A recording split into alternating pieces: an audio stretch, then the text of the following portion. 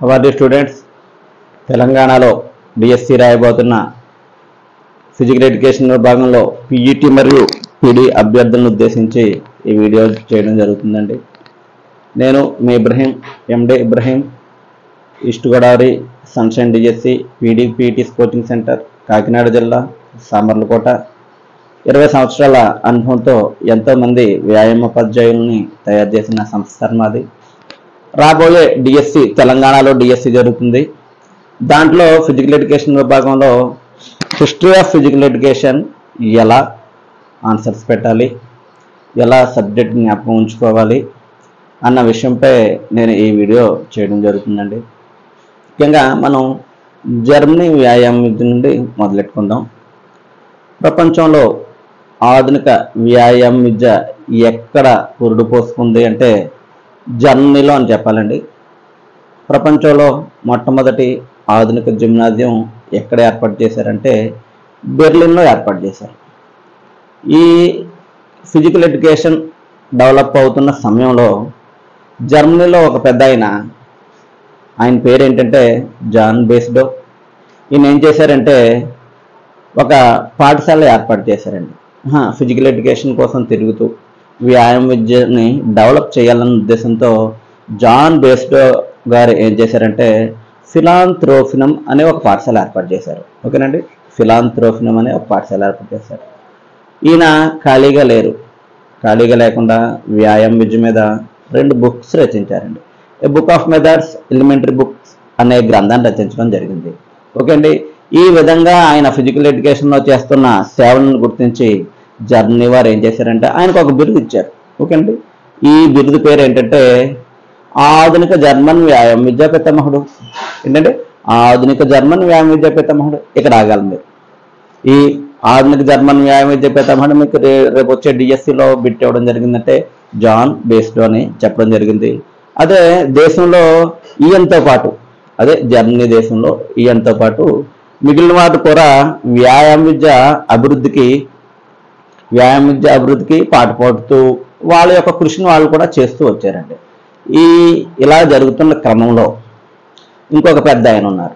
ఆయన పేరు ఏంటంటే జాన్ గట్స్ముత్. ఏంటండి గట్స్ముత్. ఓకే సార్, మనం ఈ హిస్టరీ మీకు చెప్తున్నాను కదా, మీరు నోట్స్ రాసుకుంటారో లేదా మీ మైండ్లో పెట్టుకుంటారో, ఈ కథ రూపంలో మీ మైండ్లో పెట్టుకున్నట్లయితే ఎగ్జామినేషన్ రోజున ఇవి మీ మైండ్లోకి ఖచ్చితంగా రావడం జరుగుతుంది. ఓకే సార్, జాన్ బేస్డో గారు అయిపోయారు కదండి.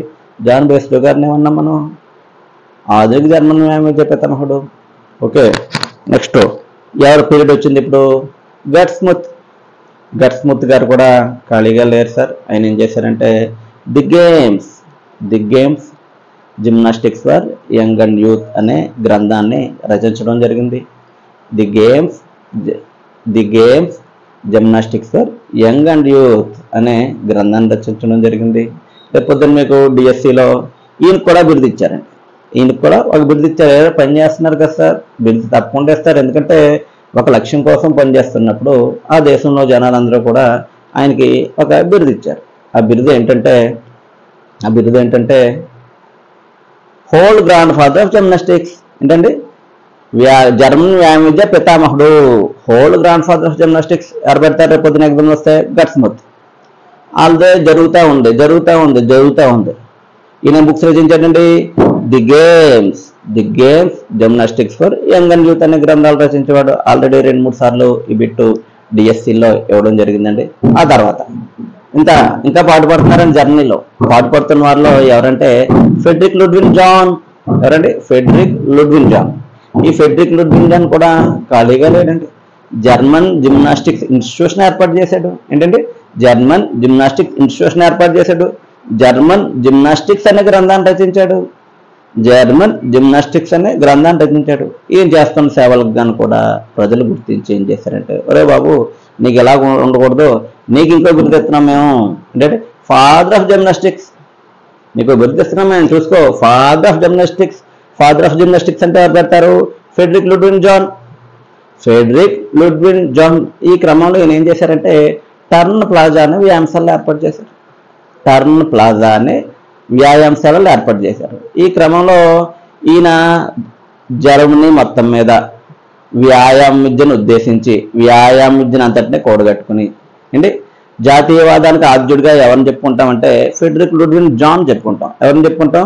ఫెడరిక్ లుడ్విన్ జాన్ చెప్పుకుంటాం. ఓకేనండి, ఫెడరిక్ లుడ్విన్ జాన్ ఈ క్రమంలో వెళ్ళిపోతూ ఉన్నారండి. ఈయన అప్పుడు ప్రపంచ యుద్ధ సమయంలో ఇతను జనాలందరినీ పోగేసుకుని ప్రభుత్వం మీద తిరగబడతారేమో అన్న ఉద్దేశంతో ఈయన్ని జైల్లో పెట్టడం జరిగింది. ఈ విధంగా ఇతను చేస్తున్న ఫిజికల్ ఎడ్యుకేషన్కి చేస్తున్న ఆ ఉద్యమాన్ని ఏమంటామంటే టుర్వైరన్ మూమెంట్ అంటాం. ఏమంటామండి? టుర్వైరన్ మూమెంట్. రేపొద్దున మీకు ఎగ్జామ్లో టుర్వైరన్ మూమెంట్తో సంబంధం కలిగిన వ్యక్తి క్రింది వాటిలో ఇచ్చాడు అనుకోండి, ఏం పెడతారు? Friedrich Ludwig Jahn. ఏంటండి? Friedrich Ludwig Jahn. ఆ తర్వాత నెక్స్ట్ జర్మనీలో మీకు వ్యాయామ విద్య కంప్లీట్ అవ్వడం జరిగింది. Next father of school gymnastics. ఏంటంటే ఫాదర్ ఆఫ్ స్కూల్ జిమ్నాస్టిక్స్. ఈ ఫాదర్ ఆఫ్ స్కూల్ జిమ్నాస్టిక్స్లోకి వచ్చి ఫాదర్ ఆఫ్ స్కూల్ జిమ్నాస్టిక్స్ అని ఎవరిని అంటారంటే అడాల్ఫ్ స్పేసీని అంటారండి. ఏమంటారు? అడాల్ఫ్ స్పేసీని అంటారు. ఈ అడాల్ఫ్ స్పేసీ ఏం చేశారంటే science of gymnastics, system of gymnastics, practical manual for teacher. మనం ఇక్కడ గుర్తుంచుకోవాల్సిన విషయాలు ఏంటంటే ఆ వ్యాయామవేత్త ఏ విధంగా వ్యాయామ విద్య అభివృద్ధికి పాటుపడ్డాడు, అదేవిధంగా ఆయన రచించిన గ్రంథాలు, ఆయన వ్యాయామాలని ఎన్ని రకాలుగా విభజించారు అనేది కూడా ఈ పాఠంలో మీరు తీసుకున్నట్లయితే మీకు రేపొద్దున ఎగ్జామినేషన్లో అది చక్కగా ఉపయోగపడడం జరుగుతుందండి. ఓకే, అడాల్ఫ్ స్పేసీని ఏమంటామండి? Father of school gymnastics, science of gymnastics, system of gymnastics, practical manual for teacher. ఏంటంటే science of gymnastics, system of gymnastics, practical manual for teacher అనే గ్రంథాలు రచించాడు. అదేవిధంగా 3 రకాలుగా వ్యాయామాలను విభజించాడు. ఈయన ఏం చేశాడు? వ్యాయామాలని 3 రకాలుగా విభజించడం జరిగిందండి. నెక్స్ట్ స్వీడన్లో కూడా వ్యాయామ విద్య కొనసాగుతుందండి. స్వీడన్లో కూడా వ్యాయామ విద్య కొనసాగుతుంది. ఈ స్వీడన్, జర్మనీ, స్పెయిన్ ఇవన్నీ దేనికి చెందిన దేశాలండి? యూరప్కు చెందిన దేశాలు ఇవన్నీ. ఓకే, స్వీడన్ వ్యాయామ విద్య పితామహుడని ఎవరిని అంటారంటే పెర్ హెన్రిక్ లింగ్ అంటాం. మీకు ఖచ్చితంగా ఆ దేశం యొక్క పెర్ హెన్రిక్ లింగ్ దేని యొక్క వ్యాయామ విద్య పితామహుడు అని అడగడం జరుగుతుందండి. ఖచ్చితంగా మీరు జ్ఞాపకం పెట్టుకోవాలి. పెర్ హెన్రిక్ లింగ్ని ఏమంటామంటే స్వీడన్ వ్యాయామ విద్య పితామహుడు. అంటే స్వీడన్ వ్యాయామ విద్య పితామహుడు. ఇతని యొక్క కుమారుడు ఇంకొక ఆయన ఉన్నాడండి. ఆయన పేరు ఏంటంటే జల్మార్లింగ్. ఏంటండి? జల్మార్లింగ్. ఫస్ట్ మనం పెర్ హెన్రిక్ లింగ్ కోసం చూసుకున్నాం. ఓకేనండి, పెర్ హెన్రిక్ లింగ్ కోసం చూసుకున్నాం. మనం హిస్టరీని మీరు కథలా చదివితే మీ మైండ్లో అలా ఇన్సెర్ట్ అవుతుంది. ఎగ్జామినేషన్ వచ్చేటప్పటికి మీరు చక్కగా బిట్ అటెంప్ట్ చేయగలుగుతారు. ఇంకొకసారి మీకు ఏవైనా వీడియో కావాలన్నట్లయితే నాకు నా వాట్సాప్ నెంబర్కి మీరు పెట్టండి. మీకు ఏ రకమైన వీడియో కావాలన్నా మీకు డౌట్స్ లేకుండా నేను మీకు ప్రజెంట్ చేస్తాను. చక్కగా చదువుకోండి, చక్కగా ఎగ్జామ్ రాయండి, చక్కగా ప్రిపేర్ అవ్వండి, విజయం సాధించండి. ఏంటంటే మీ విజయంలో నా వంతు పాత్ర ఇదంతే తప్ప ఏమీ కాదండి. మీ విజయంలో నా యొక్క పాత్ర అంతే తప్ప సీరియస్ ఆస్పిరెంట్స్ ఉన్నారు, చాలామంది ఫోన్ చేస్తున్నారు. నాకు అడిగాను వాళ్ళని, సార్ ఏదైనా వీడియో చేయండి సార్ అని వాళ్ళు అడుగుతున్నారు. కాబట్టి ఈ విధంగా నేను చెప్పే ఈ వీడియో మీ ఉద్యోగ సాధనకి ఖచ్చితంగా ఉపయోగపడుతుంది సార్, దాంట్లో ఎటువంటి డౌట్ లేదు. మనం ఎక్కడి దాకా వచ్చామండి? పెర్ హెన్రిక్ లింగ్ని ఏమంటాం? స్వీడన్ వ్యాయామ విద్య పితామహుడు. ఏంటంటే స్వీడన్ వ్యాయామ విద్య పితామహుడు. ఇతడు వ్యాయామాలని 4 రకాలుగా విభజించాడు. వ్యాయామాలని 4 రకాలుగా విభజించాడు. ఏఈఎఫ్ఎం. ఏంటండి? ఏఈఎఫ్ఎం. ఏ అంటే యాస్నిక్ జిమ్నాస్టిక్స్, ఈ అంటే ఎడ్యుకేషన్ జిమ్నాస్టిక్స్. చూడండి మళ్ళీ ఏఈఎఫ్ఎం, యాస్నిక్ gymnastics, education gymnastics, fundamental classification, medical gymnastics. ఓకేనండి, ఈ 4 రకాలుగా విభజించాడు. ఇతను ఖాళీగా లేడు, ఎంత పని చేస్తున్నాడు కదండి. అయినా ఏం చేశాడంటే ఒక పుస్తకాన్ని రచించాడు, జనరల్ ప్రిన్సిపల్స్ ఆఫ్ జిమ్నాస్టిక్స్. అనే గ్రంథాన్ని రచించాడు. నెక్స్ట్ ఇతని పీరియడ్ అయిపోయింది. ఇతని జ్ఞాపకార్థం ఏం జరుగుతుందంటే లింగియాడ్ పండుగనే జరుగుతుందండి స్వీడన్లో. ఏంటంటే స్వీడన్లో ఇతని జ్ఞాపకార్థం సర్ హెన్రిక్ లింగ్ జ్ఞాపకార్థం లింగ్ యార్డ్ పండుగ జరగడం జరుగుతుంది. నెక్స్ట్ మీకు ఎగ్జామినేషన్లో ఏమిస్తారంటే ఎవరి జ్ఞాపకార్థం లింగ్ యార్డ్ పండుగ జరుగుతుంది అని చెప్పినట్లయితే మీరు ఏం పెడతారు? సర్ హెన్రిక్ లింగ్ జ్ఞాపకార్థం. నెక్స్ట్ ఇతను కుమారుడు ఉన్నాడని చెప్పాను కదండి, వీళ్ళ కొడుకు ఏం చేశాడంటే నాన్నతో పాటు కూడా ఫిజికల్ ఎడ్యుకేషన్ డెవలప్మెంట్ చేయడం కోసం పాటుపడ్డాడు. అతన్ని ఏమంటామంటే జల్మార్లింగ్ అంటాం. ఏమంటామండి? జల్మార్లింగ్. సర్ హెన్రిక్ లింగ్ యొక్క కుమారుడు ఎవరండి? జల్మార్లింగ్. విద్యా సంబంధ జిమ్నాస్టిక్స్ వరకు ఇతను పాటుపడడం జరిగింది. మీరు చూసే ఉంటారు కదా, వ్యాయామ విద్య సంపుట్లు మ్యాగజైన్స్ 2000 మ్యాగజైన్స్ ఫిజికల్ ఎడ్యుకేషన్ కోసం రచించాడండి. 2000 మ్యాగజైన్స్ ఫిజికల్ ఎడ్యుకేషన్ కోసం రచించడం జరిగింది. అదేవిధంగా విద్యా సంబంధ జిమ్నాస్టిక్స్ కోసం పాటుపడ్డాడు. ఇతను మొట్టమొదటిసారిగా అంటే శాస్త్రీయంగా వ్యాయామ విద్యకు సంబంధించి మొట్టమొదటిసారిగా పాఠ్య ప్రణాళికను శాస్త్రీయబద్ధంగా వివరించిన వాడు ఎవరంటే జల్మార్లింగ్. ఓకేనండి, సర్ హెన్రిక్ లింగ్ యొక్క కుమారుడు జల్మార్లింగ్. ఓకే, ఇదే విధంగా చూసుకుంటూ వెళ్ళినట్లయితే యూరప్ దేశంలో మిగిలిన చోట్ల కూడా ఫిజికల్ ఎడ్యుకేషన్ అనేది డెవలప్ అవుతూ రావడం జరిగింది. ఫ్రాన్స్ దేశంలో చూసుకున్నట్లయితే ఫ్రాన్సిస్ అమోరాస్. ఎవరండి? ఫ్రాన్సిస్ అమోరాస్ ఏమంటామంటే ఫ్రాన్స్ వ్యాయామ విద్య పితామహుడు అంటాం. ఏమంటామంటే ఫ్రాన్స్ వ్యాయామ విద్య పితామహుడు అంటాం. ఈ ఫ్రాన్సిస్ అమోరాస్ కాలంలోనే ఫోరియన్ క్లైస్ లేదా షోకియన్ క్లైస్ అనేవాడు ఏం చేశాడంటే కెలస్థెనిక్స్ ఉన్నాయి కదండి, కెలస్థెనిక్స్ని ప్రవేశపెట్టడం జరిగింది. అదేవిధంగా ఫ్రాన్స్లో చేపలు పడ్డాన్ని ఏమనేవారంటే ఆగ్లింగ్ అనేవారు. ఏమనేవారండి? ఆగ్లింగ్. అదే క్రమంలో యూరప్లో ఇంకో దేశం అయినటువంటి డెన్మార్క్. ఏంటండి? డెన్మార్క్. ఈ డెన్మార్క్లో వ్యాయామ విద్యని డెవలప్మెంట్ చేసిన వాడు ఎవరంటే ఫ్రాన్స్ నాజిగల్. ఏంటండి? ఫ్రాన్స్ నాజిగల్. మీరు రేపు పొద్దున్న ఎగ్జామినేషన్లో డెన్మార్క్ వ్యాయామ విద్య పితామహుడు ఎవరు అంటే ఏం పెడతారు? Franz Nachtegall. అంటే a institution of elementary schools, military institution of elementary schools. ఏంటంటే military institution of elementary schools అనే గ్రంథాన్ని రచించడం జరిగింది. ఓకేనండి, ఇతడు డెన్మార్క్లో వ్యాయామ విద్య డెవలప్ అవడానికి చాలా కృషి చేయడం జరిగింది. అందుకోసమే ఇతన్ని ఫ్రాన్స్ నాజిగల్ని ఏమంటామంటే డెన్మార్క్ వ్యాయామ విద్య పితామహుడు అంటాం. ఏమంటామండి? డెన్మార్క్ వ్యాయామ విద్య పితామహుడు. అలాగ కంటిన్యూ అవుతూ రావడం జరిగిందండి. మనకు ఫ్రాన్స్ అయిపోయింది, జర్మనీ అయిపోయింది. మళ్ళీ ఇంకోసారి చెప్పుకుని వద్దాం సార్, మీ మైండ్లో ఉండే విధంగా చెప్తాను. ఆధునిక జిమ్నాజియం ప్రపంచంలో ఎక్కడ ఏర్పాటైందంటే ఏం పెడతారు? బెర్లిన్లో వ్యాయామ విద్యకు పాటుపడిన వారిలో ముఖ్యులు అగ్రగణ్యుల్లో మనం ఒక క్రమంలో చెప్పుకుని వచ్చాం. ఫస్ట్ వారు ఎవరంటే ఆయన జాన్ బేస్డో ఫిలాంథ్రోపినో అనే పాఠశాల ఏర్పాటు చేశాడు. A book of methods, elementary book అనే గ్రంథాలు రచించడం జరిగింది. ఈయన కృషికి ఫలితంగా జనాలు ఏమి ఇచ్చారంటే ఆధునిక జర్మన్ వ్యాయామ విద్య పితామహుడు అనే బిరుదు ఇవ్వడం జరిగింది. అదేవిధంగా నెక్స్ట్ గట్స్ముత్ కూడా గ్రాండ్ ఫాదర్ ఆఫ్ జిమ్నాస్టిక్స్. ఏమంటామండి? Hold grandfather of German gymnastics. ఇతను 2 బుక్స్ రచించాడు. ది గేమ్స్ ఏంటండి? The games, gymnastics for young and youth అనే గ్రంథాలు రచించడం జరిగింది. ఆ తర్వాత ఫెడ్రిక్ లూడ్విగ్ జాన్ ఏమంటామంటే ఫాదర్ ఆఫ్ జిమ్నాస్టిక్స్. ఏంటంటే జర్మన్ జిమ్నాస్టిక్స్ ఇన్స్టిట్యూషన్ ఏర్పాటు చేశాడు. జర్మన్ జిమ్నాస్టిక్స్ అనే గ్రంథాన్ని రచించాడు. టిరువెరన్ మూమెంట్ ఇతనికి సంబంధం ఉంది. టన్ ప్లాజా అనే వ్యాయామశాల ఏర్పాటు చేశారు. జర్మనీకి సంబంధించి జాతీయవాదానికి ఆర్జుడు. నెక్స్ట్ అడాల్ఫ్ స్పేసీని ఏమంటామంటే father of school gymnastics, science of gymnastics, system of gymnastics, practical manual for teacher అనే గ్రంథాలు రచించాడు. అంటే EFM, exercise with operators, fundamental classification, marching, ఈ వ్యాయామాలు ఇవ్వడం జరిగింది. ఆ తర్వాత సర్ హెన్రిక్ లింగ్ స్వీడన్ వ్యాయామ విద్య పితామహుడు. అంటే ఇతని జ్ఞాపకార్థం లింగ్ యార్డ్ పండుగ జరుగుతుంది. వ్యాయామాలని 4 రకాలుగా విభజించాడు. ఏఈఎఫ్ఎం అంటే ethnic gymnastics, educational gymnastics, functional classification, అదేవిధంగా మెడికల్ జిమ్నాస్టిక్స్. తర్వాత జనరల్ ప్రిన్సిపల్స్ ఆఫ్ జిమ్నాస్టిక్స్ అనే గ్రంథం రచించాడు. నెక్స్ట్ ఫ్రాన్స్కి వచ్చాం. ఫ్రాన్స్లో ఫ్రాన్సిస్ సమరస్ కోసం చెప్పుకున్నాం. డెన్మార్క్ వచ్చాం. డెన్మార్క్లో ఫ్రాన్స్ నాజికల్ కోసం చెప్పుకొని వచ్చాం.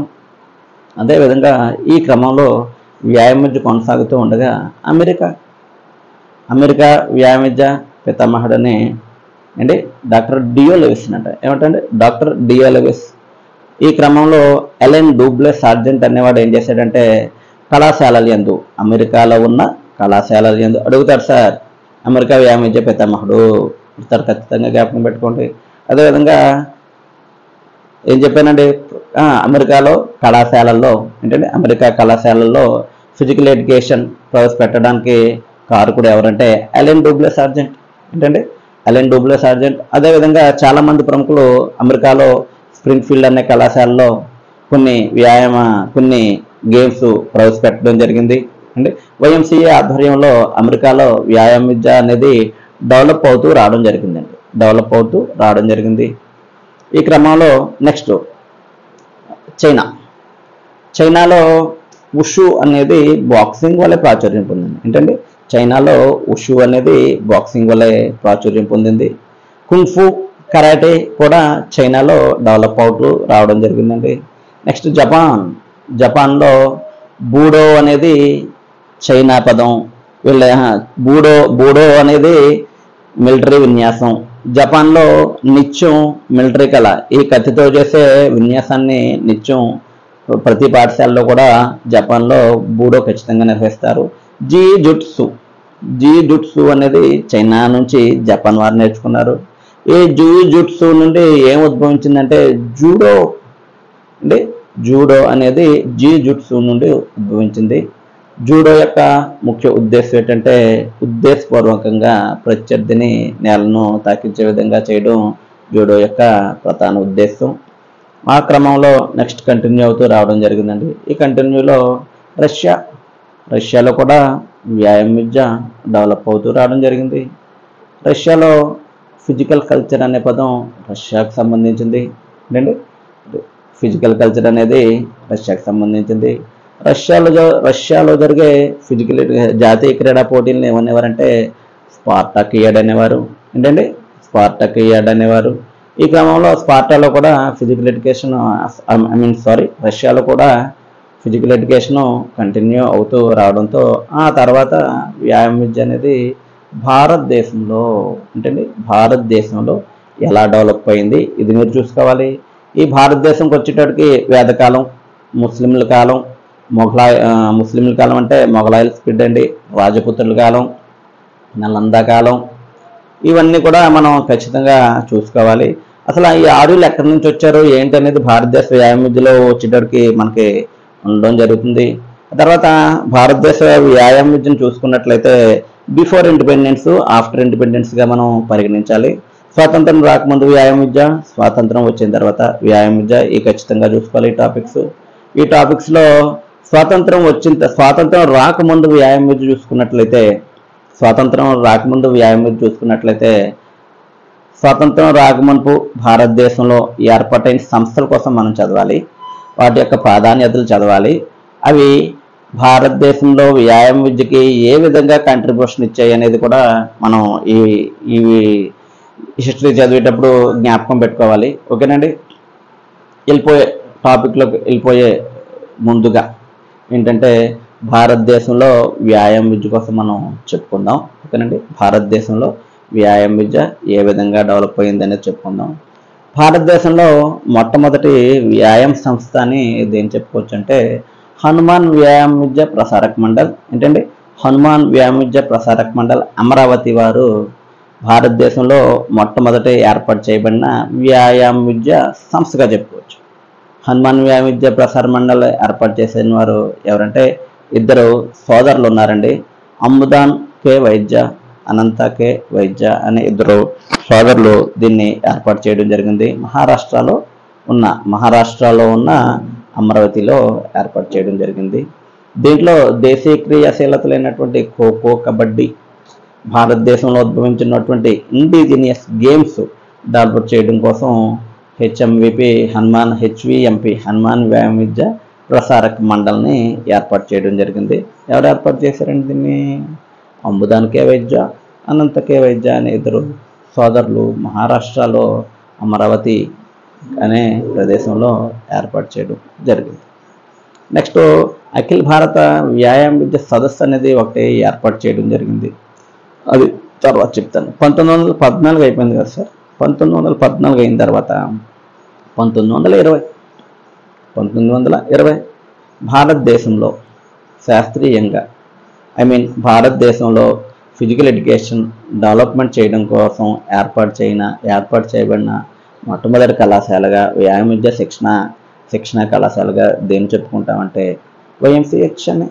ఏంటంటే వైఎంసిహెచ్ అని. అదేవిధంగా 1932 సంవత్సరంలో ఒక ఏర్పాటు చేయడం జరిగింది. అదేవిధంగా 1931 సంవత్సరంలో మనకి 5 ఇన్స్టిట్యూషన్స్ ఉన్నాయండి. 5 ఇన్స్టిట్యూషన్స్ ఉన్నాయి. 5 ఇన్స్టిట్యూషన్స్తో ఏ సంవత్సరంలో ఎవరు ప్రవేశపెట్టారు, ఎక్కడ ఏర్పాటు చేశారు, దాని యొక్క ప్రధాన ఆచార్యులు ఎవరనేది మనం జ్ఞాపకం పెట్టుకుంటే మనం ఖచ్చితంగా డిఎస్సి ఎగ్జామ్స్లో ఇవి రావడం జరుగుతుంది. ఈ క్రమంలో అఖిల భారత వ్యాయామ విద్య సలహా సంఘం ఒకటి ఏర్పడడం జరిగిందండి. అదేవిధంగా అఖిల భారత వ్యాయామ సంఘం all India physical education and recreation ఒక మీటింగ్ ఏర్పాటు చేసుకోవడం జరిగింది. ఆ మీటింగ్లో హెచ్వి దేశపాండే అనేవాడు ఆ మీటింగ్ అంటే స్వతంత్రం వచ్చిన సంవత్సరం తర్వాత అనుకుంటున్నది 46లోనూ 48లోనూ అది అఖిల భారత వ్యాయామ విద్య సదస్సు ఏర్పాటు చేయడానికి కారకుడు ఎవరంటే హెచ్వి దేశపాండే. ఏంటంటే హెచ్వి దేశపాండే. ఈ విధంగా భారతదేశంలో వ్యాయామ విద్య డెవలప్ అవుతూ రావడం జరిగింది. అంటే సిఏబిపిడి ఏర్పడింది, సిఏబిపిడిఆర్ ఏర్పడింది. సిఏబిపిడి యొక్క ఉద్దేశాలు, లక్ష్యాలు, దాని యొక్క భారతదేశంలో దాని యొక్క డెవలప్మెంట్ కోసం ఇచ్చిన కాంట్రిబ్యూషన్స్ చదువుకోవాలి.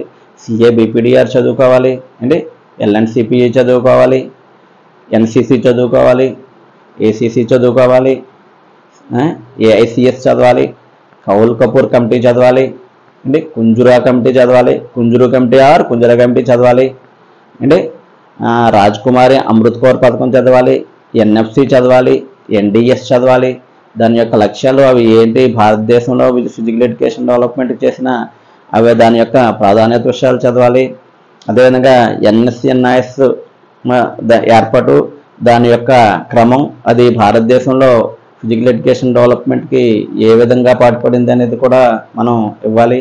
అదేవిధంగా LNCPE Lakshmibai national college of physical education ఈ కళాశాల ఎప్పుడు ఏర్పాటు చేశారు, అది ఏర్పాటు చేయడానికి ముఖ్య కారకులు ఎవరు, ఎన్పిఈడి ఎలా ఏర్పడింది, ఎన్పిఈడి యొక్క లక్షణం ఏంటి, అంటే ఎన్పిఈడి యొక్క లక్షణం ఏంటి, ఎన్పిఈడి ఎందుకోసం ఏర్పాటు చేశారు, అంటే కుంజరా కమిటీ, కౌల్ కపూర్ కమిటీ 1954లో ఏర్పాటు చేయబడిన ఏఐసిఎస్ మరియు SGFI, sports authority of India Sai, sports authority of India Sai.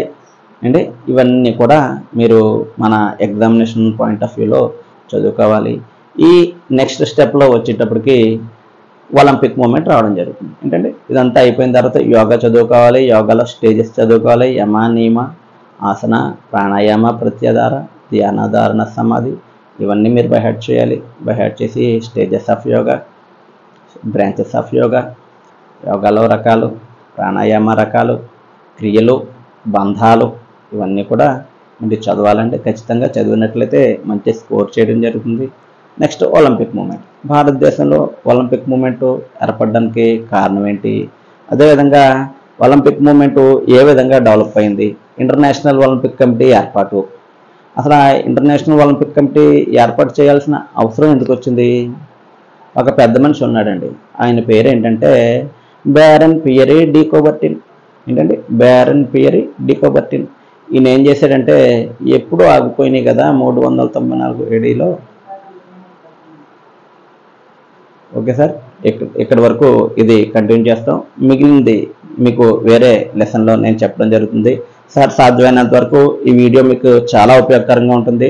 తెలంగాణలో ఉన్న ఫిజికల్ డైరెక్టర్స్, పిఈటి అభ్యర్థులకు ఈ వీడియో షేర్ చేసి వాళ్లకు మీ వంతు సహాయం అందిస్తారని, అదేవిధంగా మన ఛానల్ చక్కగా గ్రో అవుతుంది సార్. మీ ఆదరాభిమానాలు చాలా చక్కగా ఉన్నాయి కాబట్టి నా ఛానల్ సబ్స్క్రైబ్ చేయండి, అదేవిధంగా షేర్ చేయండి. నా వీడియోస్ మీకు మరిన్ని కూడా ముందు అందిస్తాను, మీకు వాల్యుబుల్గా ఉంటాయి. Okay sir, thank you. ఏంటమ్మా